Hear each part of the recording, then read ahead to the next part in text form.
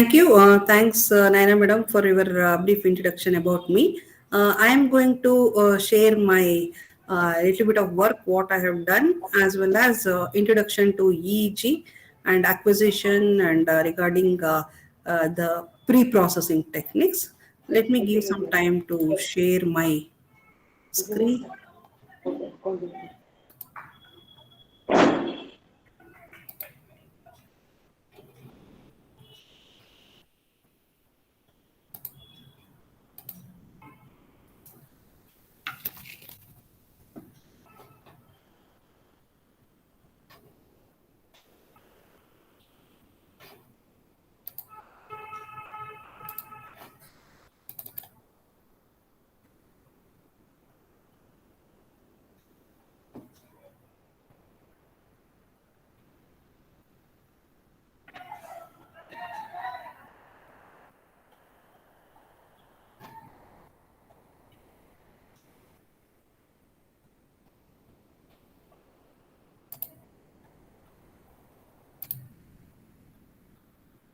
Hope the screen is visible. Yeah, it's Yeah. Yes, ma'am. Yeah, very good afternoon to one and all. Just first of all, let us know about the biomedical signals. From morning two sessions, I think you have heard a lot about the brain structure, as well as some of the nonlinear signal processing, as well as just as a completion of the signals, about the signals and pre-processing. Let us understand about the biomedical signals also. Apart from EEG signals, we require all other signal knowledge also. Why? Because along with the EEG signals, there are many signals which are going to interfere with the signals. We should know about the other signals also. So when we say biomedical signals, the term it has arisen because bio is nothing but a living, and as these signals acquired from the living human beings, these are mainly used in a medical domain. Like as we say in a medical domain, either it can be for a diagnostic purpose or therapeutic purposes, and that's why it is called the biomedical signals. When we say biomedical signals, it can be of one dimensional signal. For example, we have ECG, EEG, EOG, and EMG. As the plot depicts, it has got a one dependent variable and one independent variable, and the independent variable is a time, and dependent variable will be the signal of interest, whichever we are acquiring. That is, those are the examples for 1D signal. When we come to 2D signals, 2D signals will be in the form of an images. For example, it can be a CT image or an MRI image, nothing but a slice, one slice. The same thing, CT or MRI images taken in a slice or piled together to form a 3D images, which will have the depth information also. Whereas in a 1D and 2D images, we are not able to get the depth information. That means any anatomical structures we want to view, then we have to go for a 3D image. Now we might have understanding the 4D images also in a CT scan with a high resolution. 4D images are also getting, that is nothing but a video kind of a thing. Okay. Next, when we come to an EEG machines, all biomedical equipments comes under a class 1, class 2 and class 3 equipments, that is based on the risk associated with its operation and how safe to operate. All the biomedical equipments are classified into class 1, class 2 and class 3, and as it is a medium risk equipment, EEG, it comes under a class 3. And all these, like as it has to be notified by a regulatory body, either these equipments will be approved by FDA, that is a US approval standard regulatory body, as well as EU, that is European country regulatory body, which have been approved to use these equipments. Okay. Next, when we say, as I'm talking about the acquisition system, what I told, let us say initially the patient, the first part, the front end will be a patient. From the patient, we keep the transducers, that is on a surface level, or it can be a in depth. in morning session, doctor was telling that is a ECOG. Okay, this one EEG itself, it is a ECOG signals are there where needles are directly placed onto the neurons. Okay, but here in research purpose and laboratory studies where for demonstration for the students, we are not going for any ECOG signal. We are mainly concentrating on a EEG signals. So electrodes are placed on the surface of the body, and these transducers mainly converts that is electrical one form of energy to another form. Here mainly chemical signals. Here whatever the action potentials generated, those are all biochemical signals which are converted into a voltage through the transducers. Okay. Then we have an isolation stage wherein we know this isolation stage is used to safeguard the patient from a high voltage system which are further into the processing or an acquisition system. So usually these are a capacitor coupled or an optical coupled isolation amplifiers made up with the FETs or JFETs or MOSFETs.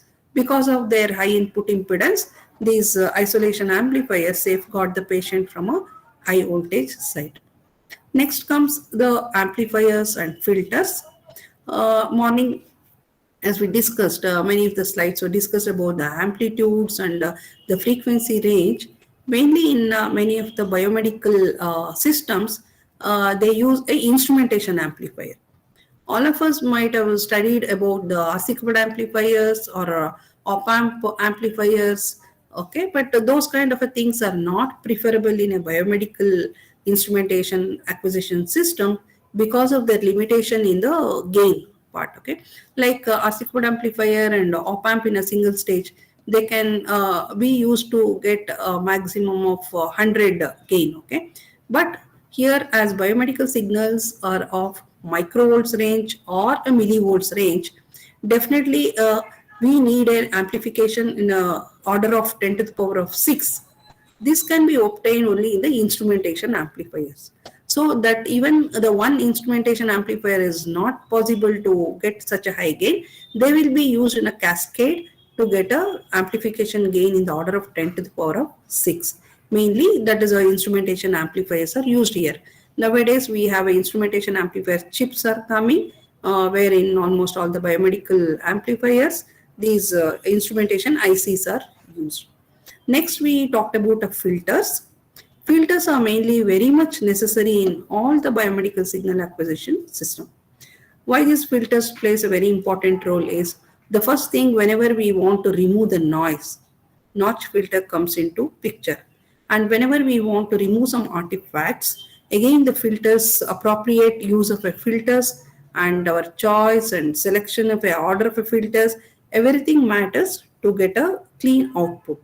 Okay, that's where the filter selection plays a very important role. Unless we don't know the bandwidth or frequencies of the signals whichever we are intended to acquire, it is very difficult to get a very clean signal. Wherein if we are not getting a very clean signal or a good signal, that if that is read by the doctors, definitely a diagnosis may go wrong. Wherein if the diagnosis go wrong, definitely a therapeutic whatever the therapy they are suggesting, it is going to affect the patient ultimately. So we, the biomedical engineers, role is to appropriately select an amplifiers as well as filters to get a proper signal.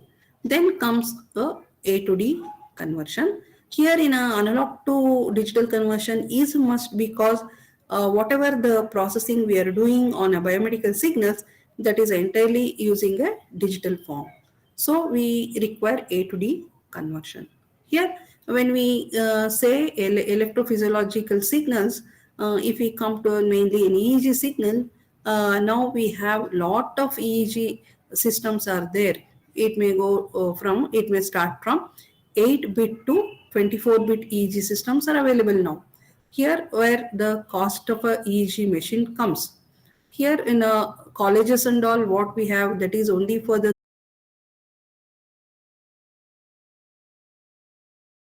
pacemakers and prosthetic heart valves.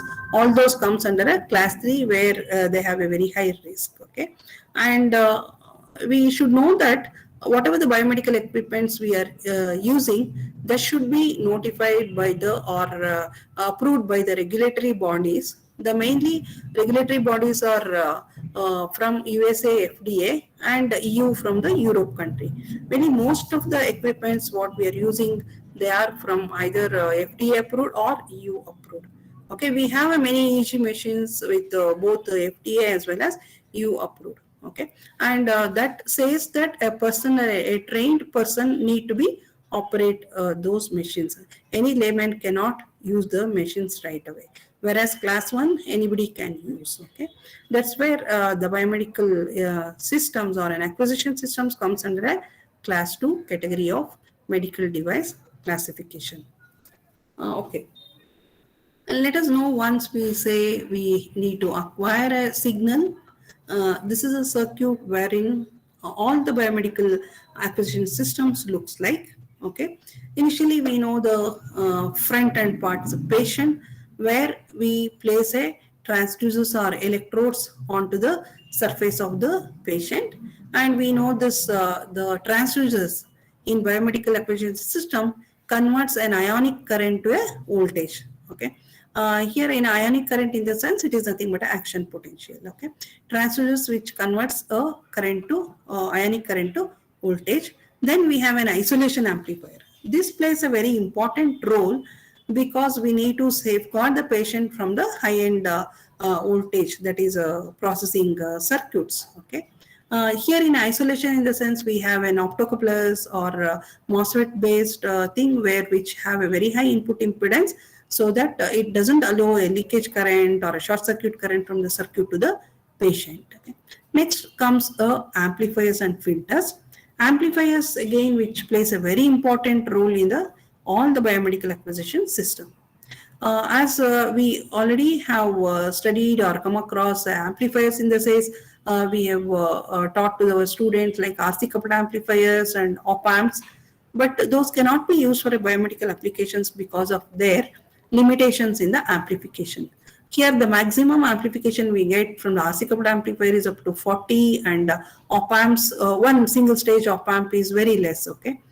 So in order to overcome that, the instrumentation amplifier is used, wherein 3 such op amps, single op amps, are cascaded in such a way that we can get a gain up to 10 to the power of 6, because that's what we require in a biomedical signals, because we have a biomedical signals which are of very less amplitude in the order of 10 to the power, in the order of microvolts and millivolts range. So that's why we require a very high gain amplifiers. As I told you, the instrumentation amplifiers are the one which are preferred in a biomedical acquisition system. Next comes filters. Filters plays a very important role because all the biomedical signals are classified into a frequency, classified based on the frequency range, and also the frequency range is maximum in a biomedical 0 to 1 kilohertz, but diagnostically 0 to 0.5 to 100 hertz is the useful frequency range. And all the equipments comes with the frequency filters selecting switches.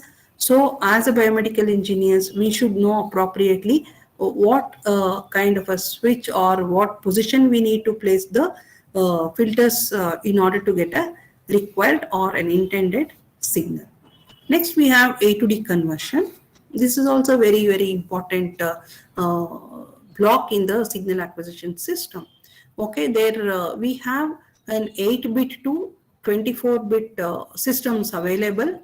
That's where the cost of the biomedical equipments lies. Okay, if we go for a 24-bit resolution machines, definitely they will cost higher compared to the 8-bit machines. Okay, here in the laboratory purpose and for a research purpose, 8 to 14 hertz is preferable.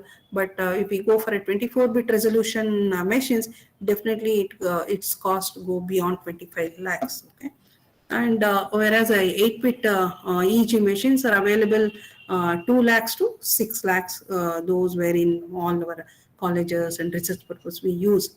But the machines used in a very high resolution, like for a diagnostic and therapeutic, it definitely costs more than 25 lakhs.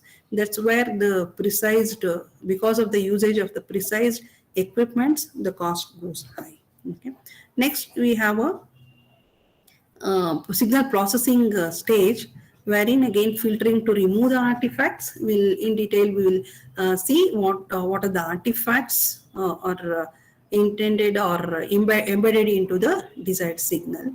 Next, we have, once after removing the artifacts, we have detection and detection of events and components. As the biomedical signals, the entire signal is not of use.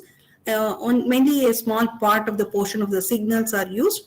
Based on our application, we need to segment that portion, and that is used for the analysis.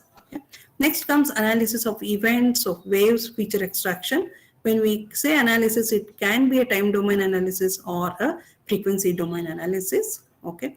Next comes, after once the feature extraction, then after extracting the feature, again the signal is deeply look into the particular pattern. Okay, where is the pattern recognition, classification, and diagnosis decision. All this is made by the doctors. If we biomedical engineers are able to give a very clean signal and a properly feature extracted signal, definitely it is going to help the doctors to take a proper diagnosis, wherein based on that a proper treatment can be obtained. Otherwise, the entire diagnosis, if the diagnosis goes wrong, definitely therapy would be different, and ultimately the patients may suffer. Okay, so there, wherein we biomedical engineers has to contribute properly to get the proper signal. So these are ECG, which are the signals originated from the heart, and EEG from the brain. This brain signature, EEG is also called as a brain signature. As I was telling, it is a unique. The EEG signal is very unique. It is like for ECG, we have a normal signal like we P wave, QRS complex, and a T wave, which has got a particular amplitude and a frequency. Like that, we don't have a definition as a normal brain signal. It has got only the range, okay, the frequency and an amplitude range for the brain signal. Then we have an EMG, muscle signal, and we have a EOG, that is eyeball movement, and GSR, galvanic skin resistance. We have X-ray, CT, MRI, and PET and MR. These are the different kinds of a biomedical signal. Okay, this is again there are a lot many signals. Why we should know this is because along with the EEG, these signals will definitely include the EEG signal. So if we know these frequencies, definitely if we know the pattern of these signals, if these signals appear in an EEG, by properly choosing the proper filter, definitely it is possible to get a very clean or a clear signal without any artifacts. So we all of us know that the signals, whatever it is picked up from the surface of the skin, it is nothing but an action potential. Okay, post synaptic signal. Okay, that's what in a morning session doctor was explaining. This is explained in very detail. Every cell has a sodium and potassium well, what we call.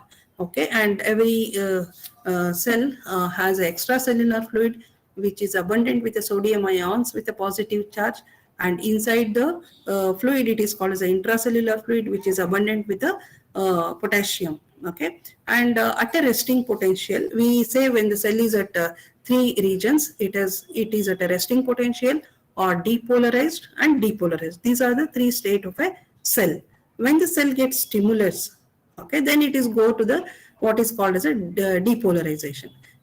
Initially cell will be polarized, then it will be depolarized. Again, cell cannot be remain in a depolarized state. It has to come back to the original state, which is called as a repolarized. Okay, and each cell has and each neuron has got, in the morning doctor has explained very well, and even in the second session I am not going to deal much upon this. We have a neuron has a dendrites and axons.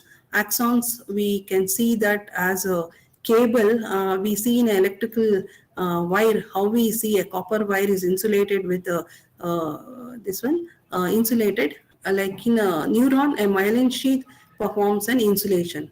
That's how there won't be any leakage in the electric signals. Okay, and we have a dendrites. Dendrites forms like an antenna to receive a signal. Okay, And as I was explaining, the action potential, that's what we are measuring when the cell is polarized.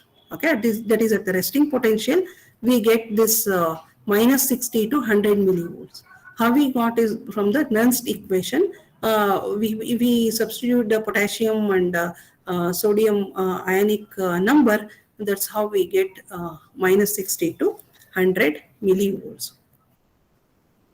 Next, when the cell is get excited, then it may go up to a 20 millivolts. Okay, and here how the rate of flow of the signal, it varies in a muscles. Okay, different kinds of muscles, and in a muscles, okay, nerve and muscles, it varies, and it is 1 millisecond in a muscle cells, and it is in a heart muscles, it is 150 to 300 milliseconds. Okay, and this is the action potential, how it looks. Okay, it is at a resting potential, and it is action potentials when get stimulated, it can go up to 30 millivolts, and again it will come back to the resting potential, and this is called the time refractory period. That's it varies from the nerves and in muscles. And we have electroneurogram. Mainly this electroneurogram, these are the signals observed as a stimulus and associated with the nerve action potential. Okay, and these mainly used to find the nerve conduction velocity, and ENGs have an amplitude of the order of 10 microvolts. Mainly nerve conduction velocity is used to find any disorder in the flow of signals in the nerve path. For example, in auditory nerves, for example, ENG is done in order to find is there any disorder in the signal flow from the inner ear to the brain. Sometimes before if they use an audiogram to find any defection in the hearing loss. Okay, if it is not possible to find from the audiogram, then they do an ENG test to find is there any disease or a disorder associated in a signal path from an inner ear to the brain. In such case, ENG signals are used. This is how it looks. Okay, and this have a 40 to 70 millivolts per second. It's conduction velocity. Okay, and these mainly used in neural disease, may cause a disease in conduction velocity. Then we have an EMG signals. These are all nothing but a contraction and relaxation of the muscles. These also plays a very important role to find medication effects in the physiotherapy. Okay, and we have an again electromyogram. This is how it looks, and if we see that it is of the duration of 3 to 15 milliseconds, and again if we see the voltage, it is 100 to 300 microvolts in amplitude and 6 to 30 hertz in frequency range. If we see these, the frequencies are very less, and even the amplitudes are in the order of millivolts to microvolts. Then we have an ECG. I'm not going to talk about much about ECG. We all of us know that once if any patient goes for a checkup to the hospital, the first thing they say is get ECG done. Okay, and in a ECG, it is possible to find the heart functioning and heart condition, so that we have a 3-lead ECG, 6-lead chest ECG, and as well as 12-lead ECG. And here we have what is called as an Einthoven limb leads. We get a lead 1, lead 2, lead 3. If all the 3 leads are plotted, it is possible to get the cardiac vector. That is a yellow line which is showing the position of this cardiac vector is also indication of a heart muscle functioning and the electrical conduction. Okay, how good the electric signals are passing from an arteries to ventricles. Even the length as well as the direction indicates the strength of the signal flow in the heart muscle. This is how we have an ECG looks like. We have a P wave, QRS complex, and a T wave. Each are defined with a particular frequency as well as magnitude. Okay, unless like an ECG waveform, we don't have any like a unique EEG waveform. This is a normal sinus rhythm. And next comes to the electroencephalogram, EEG. As again in the morning they have discussed, this 1020 electrode system is internationally followed acquisition pattern for an EEG signal. Okay. EEG is nothing but electroencephalogram. I told it is a gram is a system where we acquire from the EEG signal. Electroencephalograph is a plot. Okay, and we have based on an ASEAN and ANEAN. It is a front portion and it is at the back. It is back side of the ear, what we call. It is divided into frontal, parietal, central, and occipital, and A1 and A2 are the auricle, which are the reference points. CZ also sometimes they take a reference point. This is how the 1020 system looks like. From a 1020, it is possible to record a 21 channels EEG signal. And each EEG signals is classified into 5 category actually. Here I have shown 4. Delta is a signal which varies from 0.5 to 4 Hz, which dominantly seen when the person is in a deep sleep. And theta signals are from 4 to 8 Hz. These occurs in the beginning stage of the sleep. Okay. And alpha the signals which are 8 to 13 Hz. These look or find the domination when the signal is at a relaxed position. And we have a beta signal above 13 Hz comes under a category of beta signal. And when the person is in the cognitive thinking or when do is cognitive performing a cognitive task, this beta signals is going to dominate. And once a person is in an anxious state also, beta signals will be dominating. And this is how the waveforms or a wave pattern looks into. As we see, the first one is delta, then theta, alpha, and beta. As and when the frequency goes higher, the amplitude keeps on decreasing here. Okay, that's how it looks.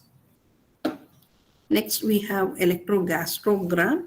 These are the electrical activity in the stomach, from the stomach. Okay, and these again to find out the how the smooth muscle action, these signals are used.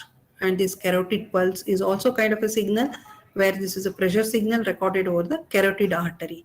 Usually this kind of a waveform is used to find the blood pressure, that is a mean arterial blood pressure. This carotid pulse is used. But this is not giving the exact reading. How we do the blood pressure, measure the blood pressure from the Korsakoff sounds. Even still, doctors prefer to use a Korsakoff sound method of finding the blood pressure, wherein this kind is just only the theory kind of a thing, or we can, this kind of a waveforms can be used in order to, in multimodality signal processing. Is there any correlation between a carotid pulse, EEG pulse, ECG pulse? In that way, we can, for a correlation purpose, we can use this kind of a waveform signals of pressure measurement. We have vibromyogram. These are nothing but a direct mechanical manifestation of the contraction of the skeletal muscle.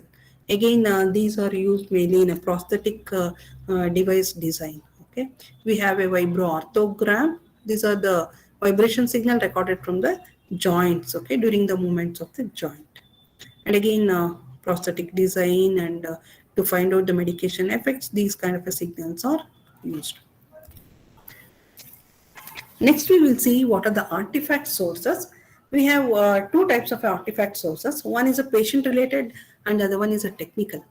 When I say patient related, any minor body movement while signal acquisition, okay, if the patient moves his body, definitely these include into the EEG signal.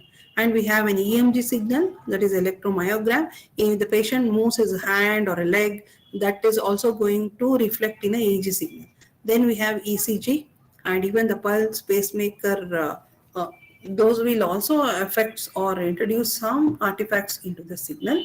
Then even the eye movement, sweating, these are all a patient related noise which are introduced into the signal are called as an artifacts. Okay. Then we have a technical noise also, that whenever we plug a system into the 230 volts line, definitely a 50 hertz noise is going to interfere the signal. Then we have a impedance fluctuation. Like impedance matching also plays a very, very important role. Whenever we place an electrode on the scalp, these electrodes are gelled or pre-gelled, or some paste is adhered to improve the impedance. If in case some it has come out, if the electrode comes out of that place, then definitely there will be an it offers a very high impedance.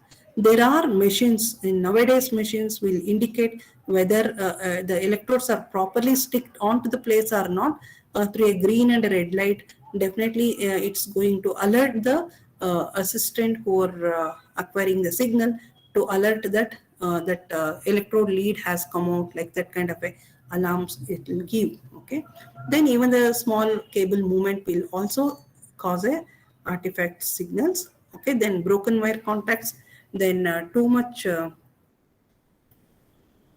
electrode paste or jelly will also cause some artifacts.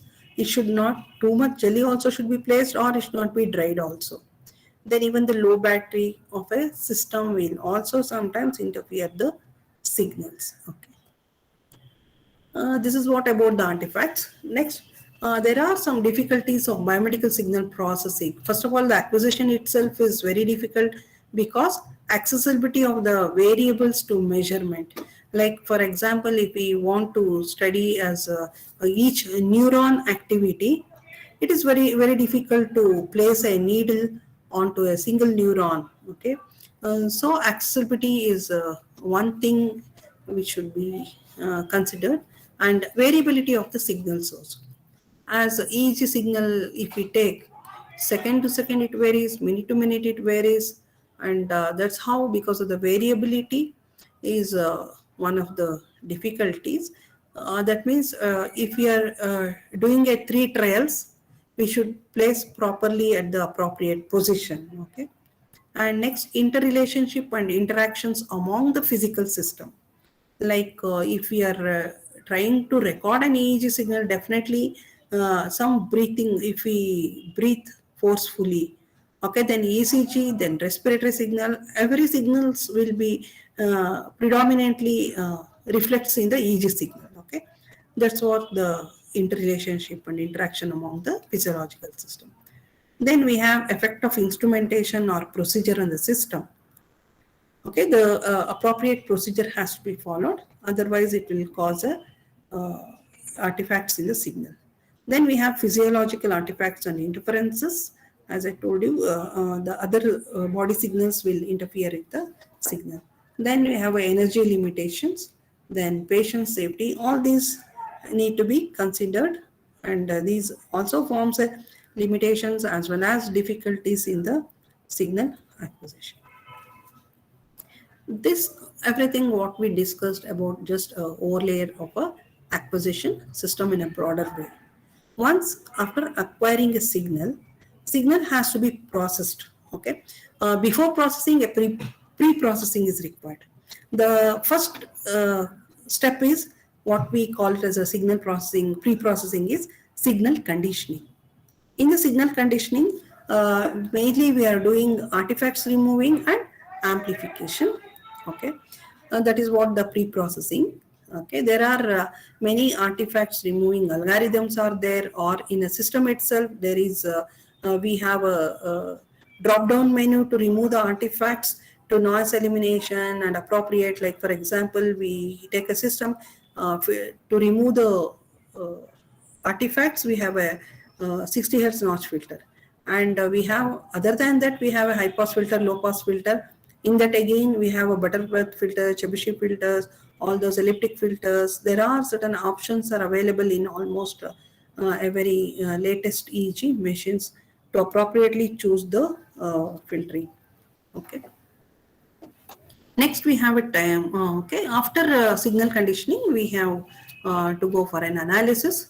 Again, when we say analysis, it can be done in a time domain or a frequency domain. In a time domain analysis, to begin with, we can measure the statistical parameters from the signal. Like in the statistical parameters, in the sense we can measure mean, standard deviation, okay, all the mode, all those things. And in a higher order statistics, some ANOVA methods are there, and kurtosis, all those are used to measure how the signal is moving away from its mean value, all those things. Then we have a correlation coefficients. Correlation coefficients plays a very important role to find the activity similarity between a left brain and a right brain portion of the brain, left and right portion of the brain.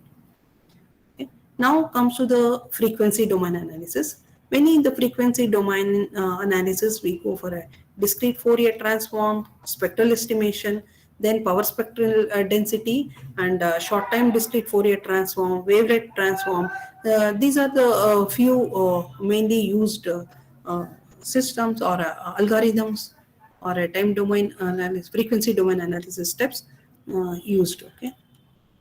And all of us know that the fast Fourier transform is mainly used in an EEG signal processing because it is as compared to the DFT, FFT is very fast because of this butterfly structure. Okay, and mainly these finds application in a convolution applications. And we have waterfall plots definitely and spectrograms. Spectrograms mainly used to find because of its advantage in which frequencies are dominating in the signal is to find it is very difficult. Okay, by means of a spectrogram, it is possible to see what is the dominant frequency in the signal. Based on that, we can assess the condition of a patient, whether he is a drowsy or in a likely he's in a aroused condition or in a beta. If it beta frequency range, then we can say that he is doing some cognitive task or his brain is in the cognitive level. That kind of a classification can be easily done just by taking the features from the spectrogram. Okay, and this I am skipping FFT. All of us know how it is done. Okay, and why it is fast. Okay, and we have a MATLAB program to show the convolution. Convolution is nothing but a filtering.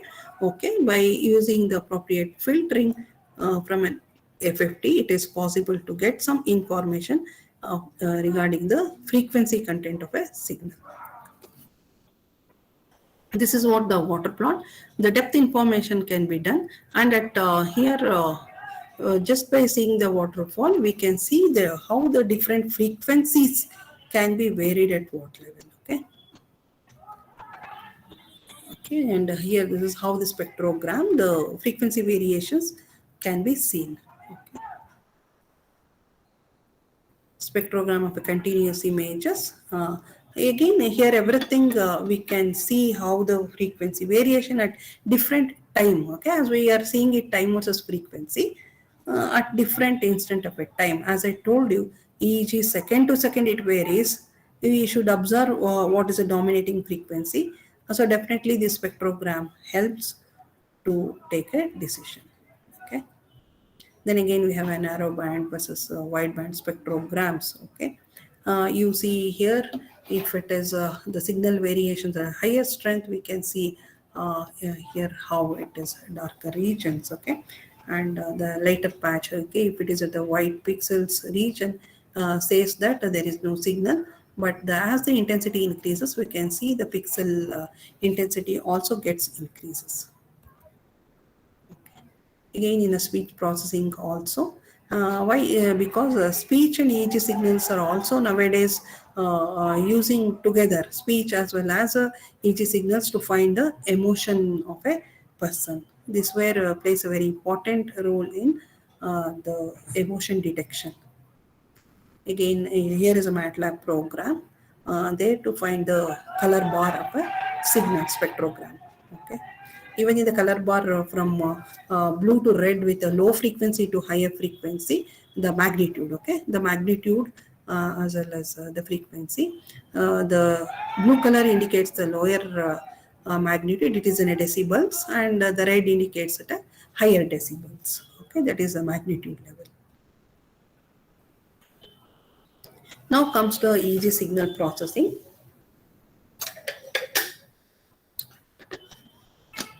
Okay, like EEG signal processing in the sense from the brain, either we are going to study the structure of a brain or a function of a brain and a behavior of a brain.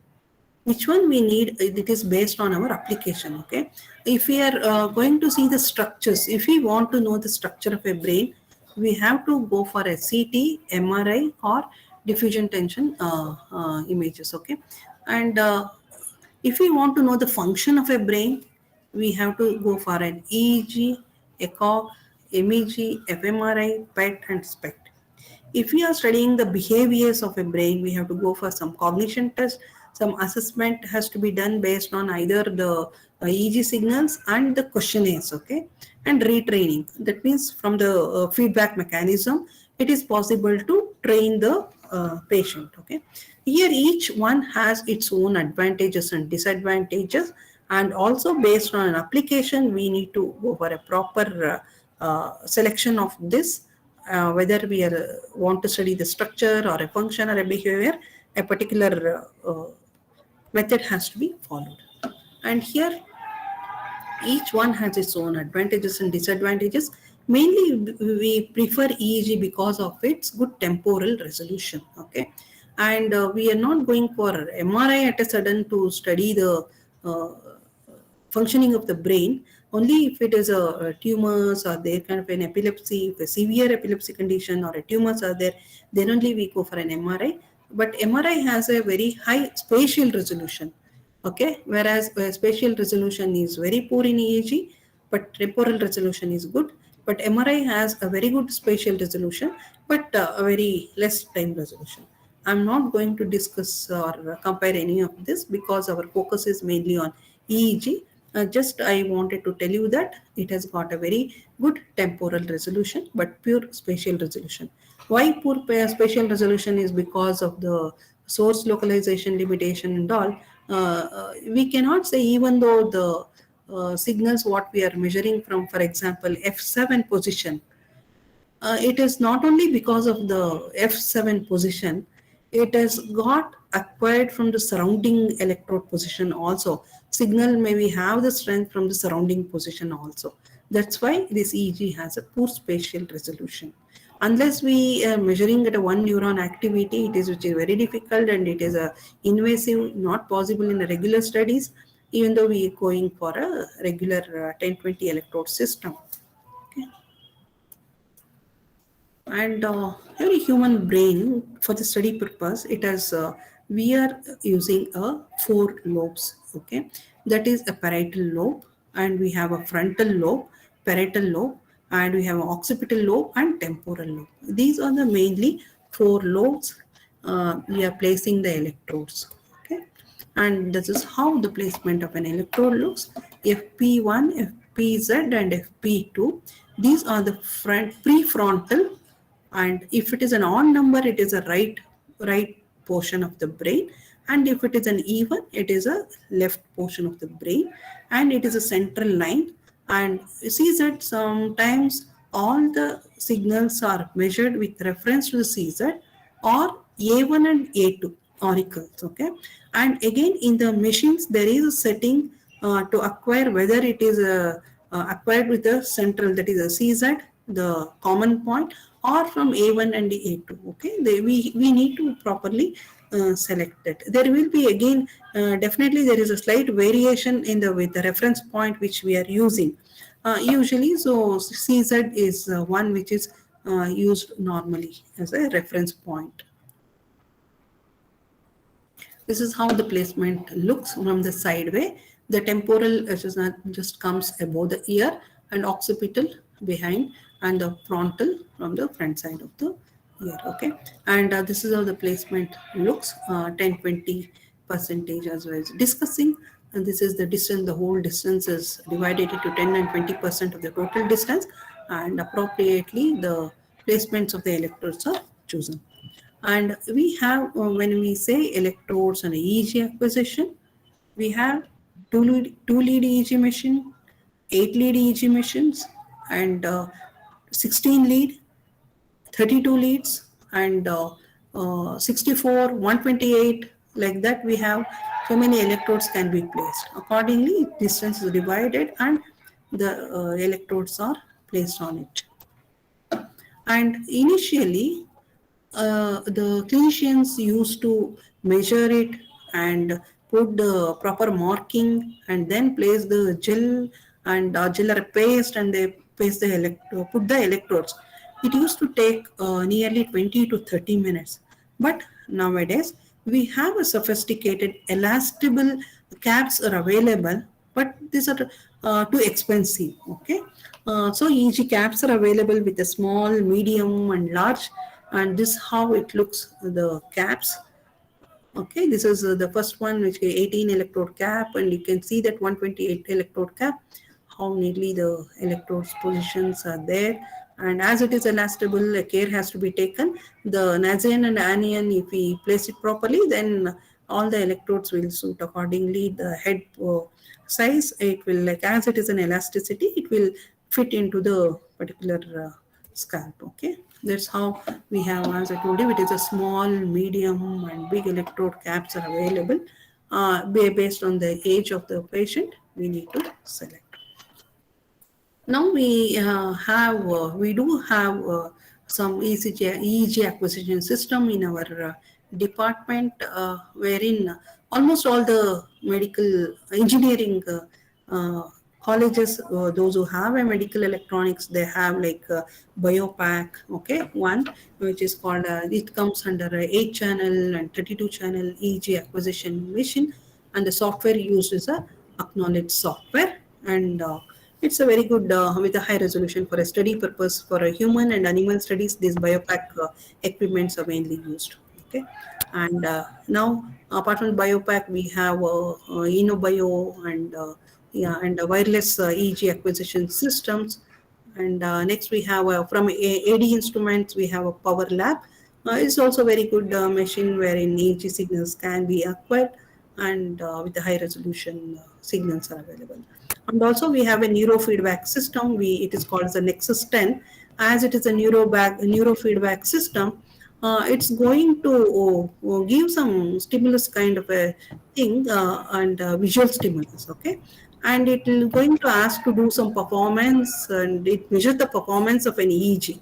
It has many activity to do. As a person is doing some activity, it's going to measure alpha, theta, and delta. It will show it in a waveform, and just by seeing that, the person thinks, yes, I need to improve my activity. Like that, he gets a feedback from the performance index, and he improves his performance. These kind of feedback systems are mainly used to study the ADHD performance. That is ADHD kids, attention deficiency syndrome kids. Okay, it is these kinds of equipments are used to treat them also. To day by day, the improvement in the performance of an EEG signals can be seen. And apart from that, we have a sleep lab, what is called as to measure the, along with an EEG signals, we have other signals also measured to find the sleep pattern of a signal. These are the some of the systems used in the for a study purpose, but like in the big hospitals, like EEG labs, where like for example in NIMANS, each doctor has their own lab, EEG lab. Okay, in that case, they use like this kind of a neurovision, whereas dedicated machines are there with more memory, and with even the cost is so high, and they have a 128 channel machines with a high resolution. That's why the cost is more. Okay, neurovision with their own softwares are there, and which cannot be exported to anywhere. So dedicated softwares are available. And once after studying the basic instrumentation we touched upon, and the artifacts we touched upon, and what are the pre-processing steps we touched upon. Now, next is comes once we acquire a signal, how to go about the analysis.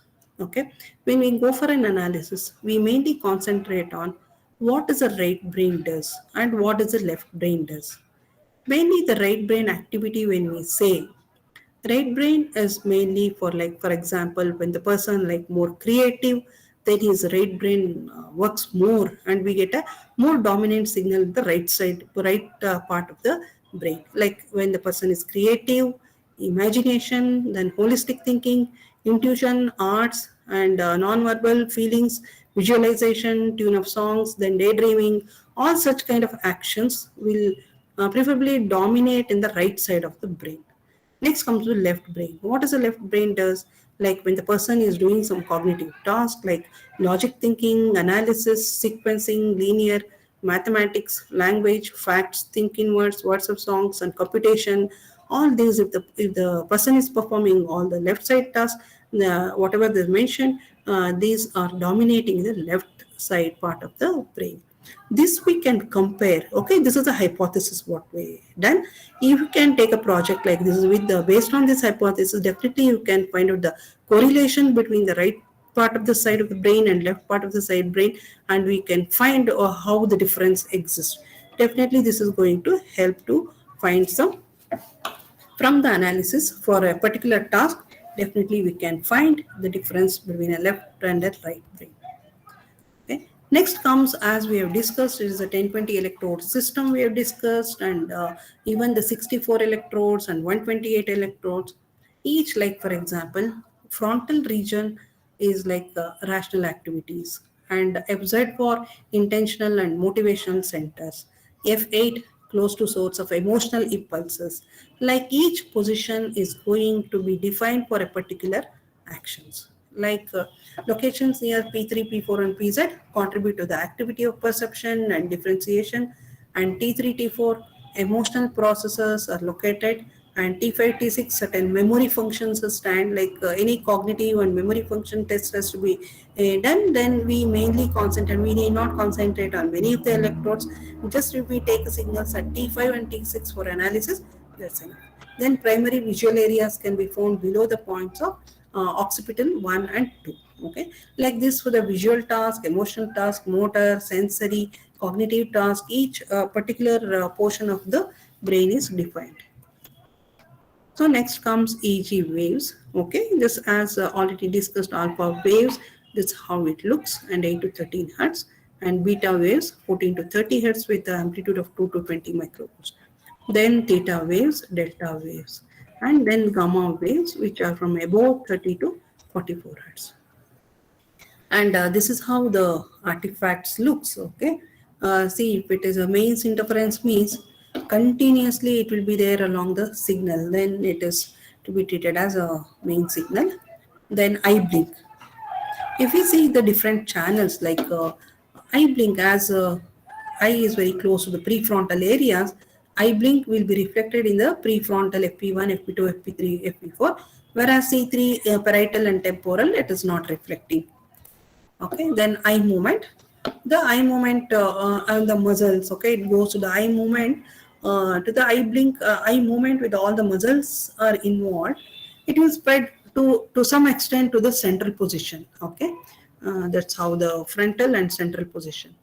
Then if we see the EMG artifacts, since EMG activity is more dominant and it is connected the motor and sensory activity regions, it is also reflected in almost all the frontal region and a temporal, even in the PZ up to PZ.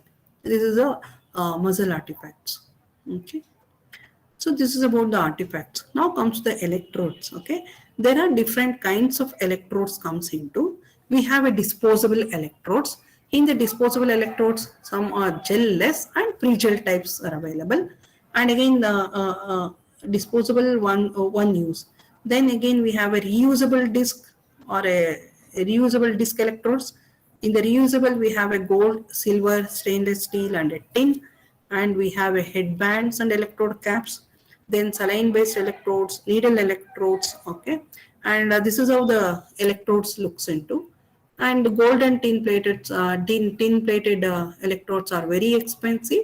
Even the one gold and a tin plate electrode will cost around 2.5k to 5k, whereas in the laboratory what we use like a silver chloride electrode, that will cost around 500 to 800 rupees. Then once we know the acquisition, we should know also how these EEG signals are placed or stored into.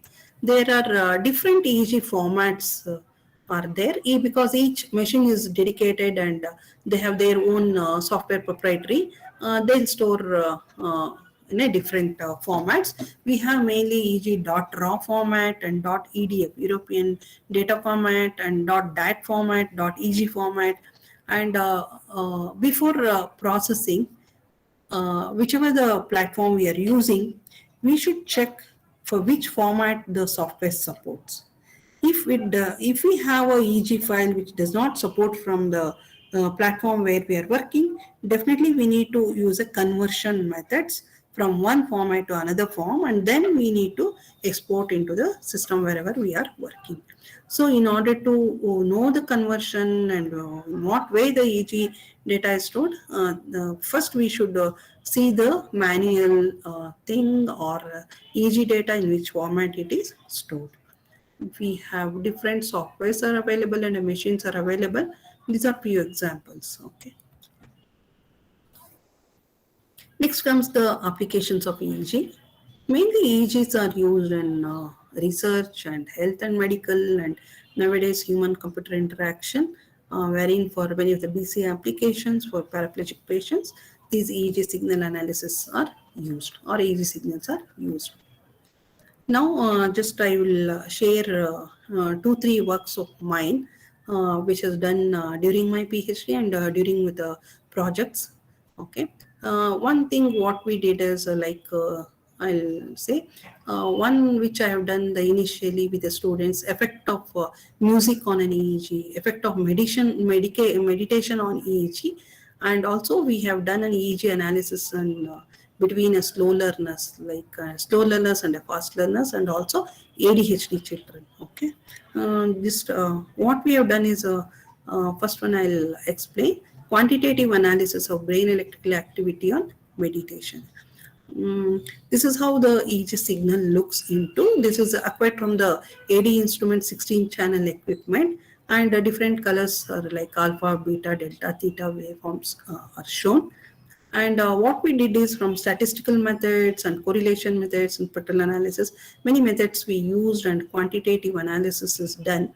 On if the persons are meditating, we measured their alpha before the meditation and after the meditation, alpha and beta waves we measure. Okay, according to the hypothesis, when the person is relaxed, this alpha wave has to be increased. Okay, when the person is in alert, beta waves has increased. What we did is we measured alpha before. Okay, it is in a blue color, and alpha after.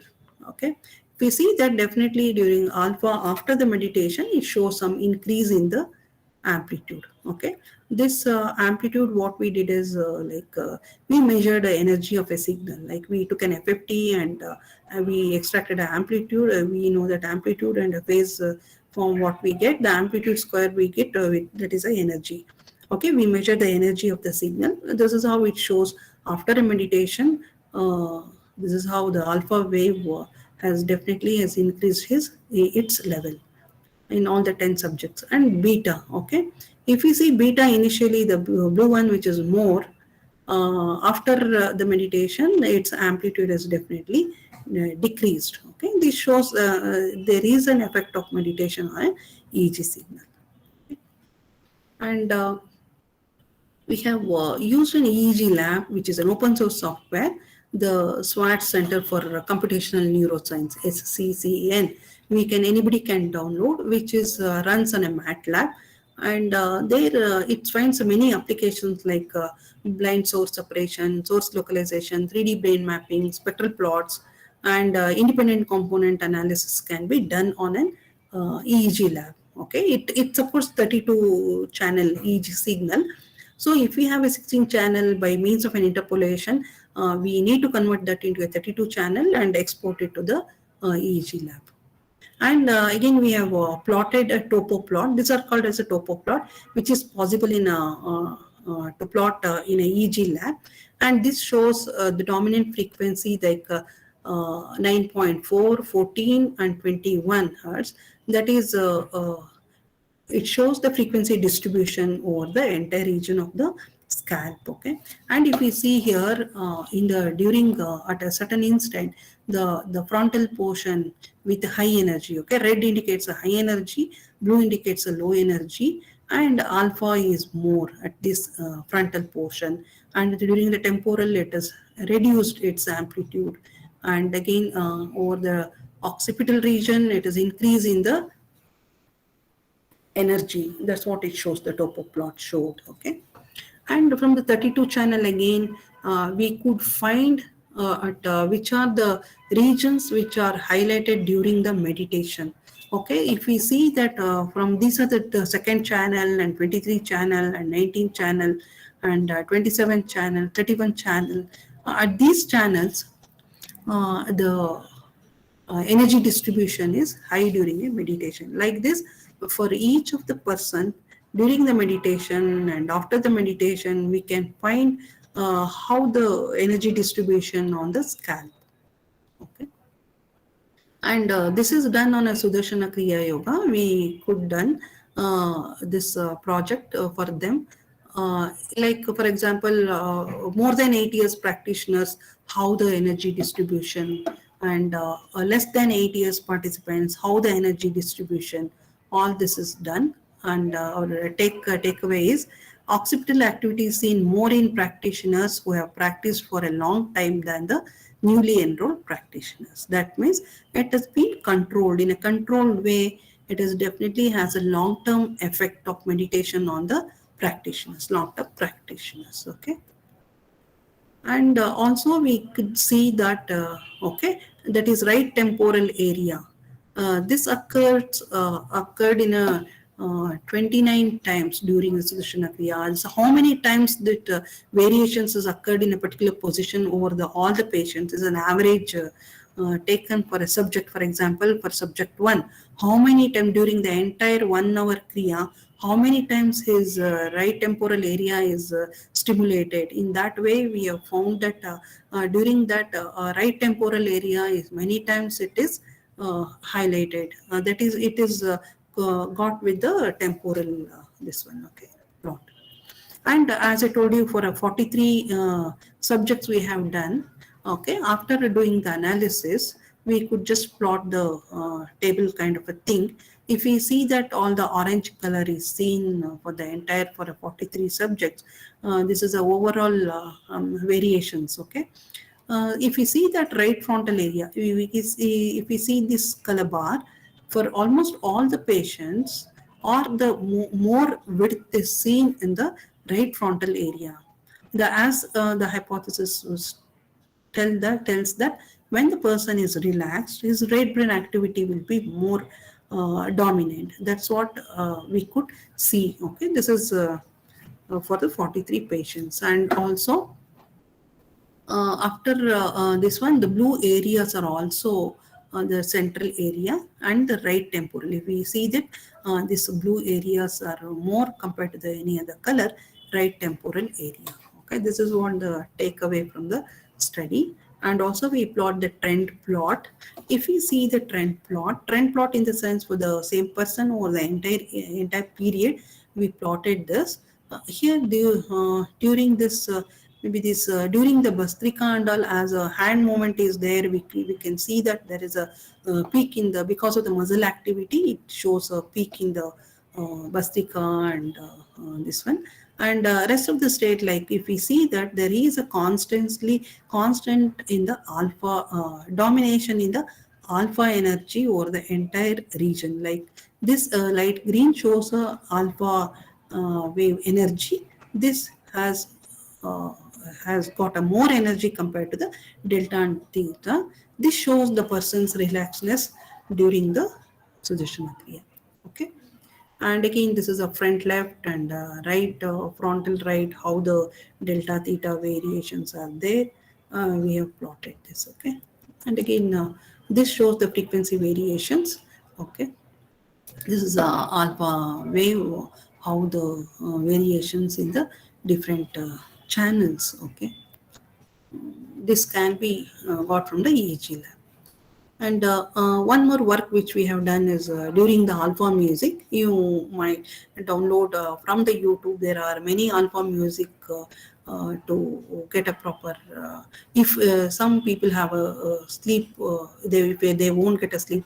Definitely, if they can hear the alpha music, which you can download, and definitely it has got some effect on the brain.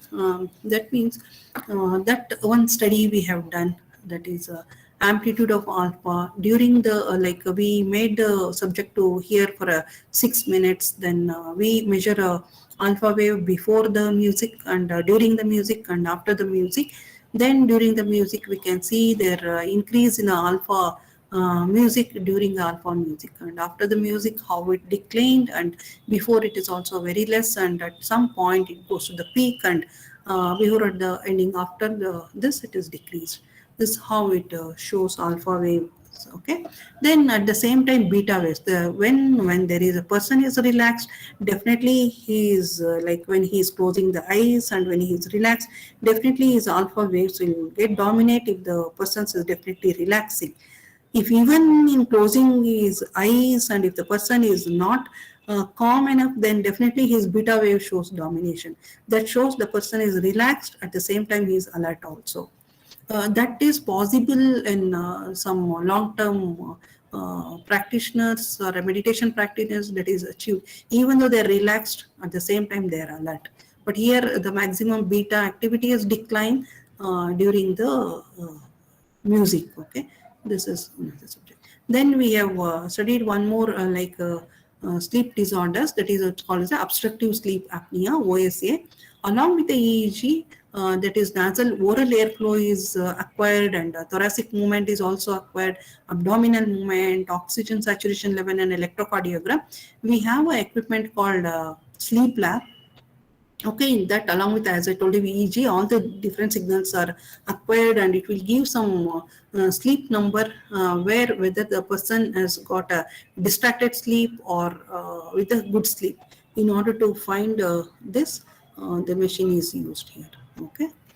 These are some of the things which I have shared.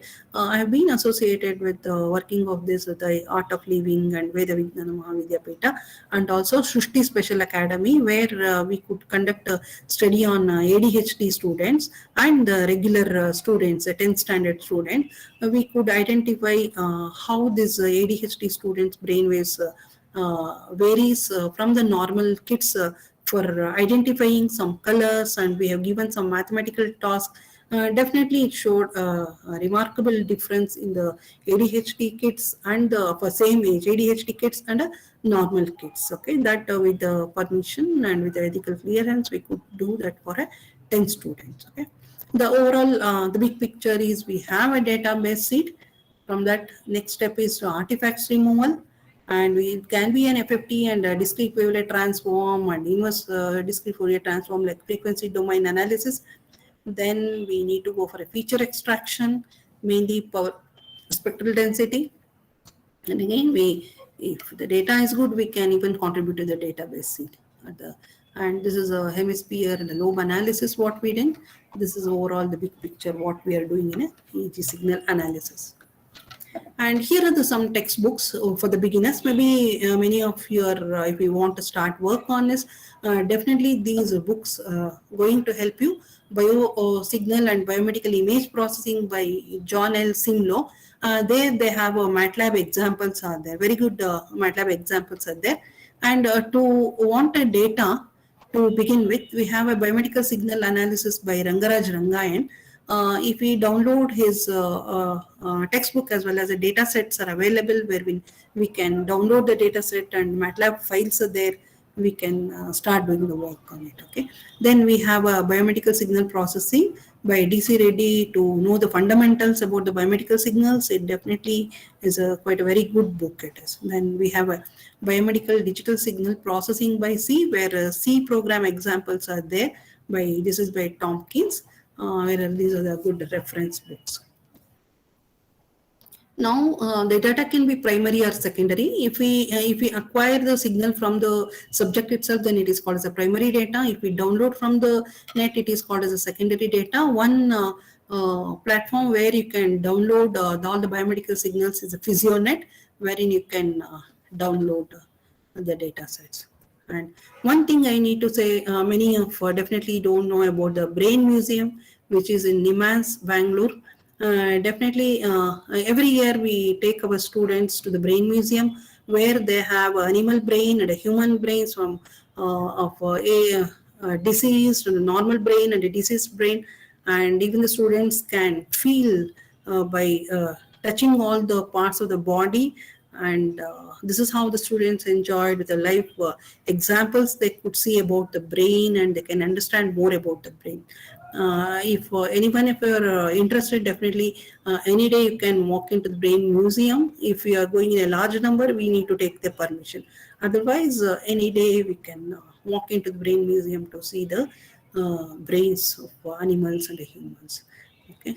And I acknowledge all the students and subject volunteers which involved during my studies. Thank you. This is my students and the volunteers we have worked. Thank you. Thank you for your patience to hearing my talk.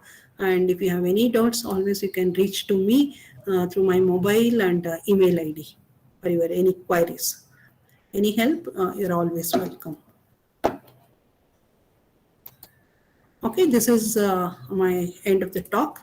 If you have any questions, please you can ask.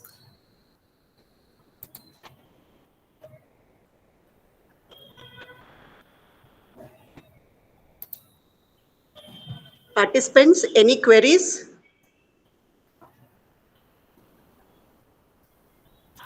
Hello. Good evening, madam. Myself, Dr. Santosh Kumar. Yes. Thank you for the presentation and very informative session.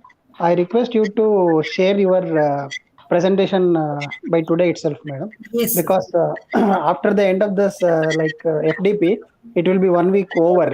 So we'll be missing out the important things so that we can start pursuing our research.